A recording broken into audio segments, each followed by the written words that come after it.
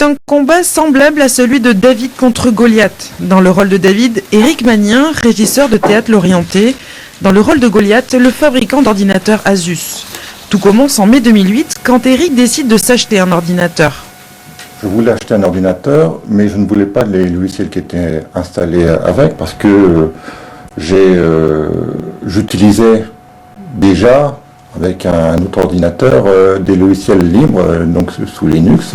Pourtant, Éric n'a pas le choix. Il doit acheter l'ordinateur avec le système d'exploitation de Microsoft déjà installé. Il décide alors de demander au constructeur le remboursement des logiciels Windows dont il n'a pas besoin. Il me demandait à ce que je renvoie l'ordinateur à mes frais à leur service après-vente à Paris pour effacer totalement le disque dur et enlever l'étiquette de Windows. Donc c'était totalement inacceptable pour un remboursement de 40 €. Alors que dans le commerce, ces mêmes logiciels coûtaient 205 €. S'engage alors une bataille juridique qui va durer plus d'1 an. Avec l'aide de l'association francophone des utilisateurs de logiciels libres, Éric rassemble tous les éléments démontrant l'abus dont il est victime.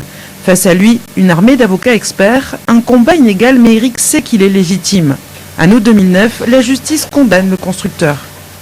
C'est une procédure longue, difficile, mais nécessaire et qui vaut le coup parce que c'est notre droit. On a le droit d'obtenir réparation de ce genre de choses.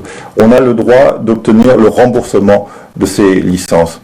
Et donc, c'est aussi pour une certaine idée du droit, de la justice, que j'ai été jusqu'au bout de la démarche. La décision de justice rendue par le tribunal de Lorient pourrait bien décider d'autres consommateurs à faire valoir leurs droits.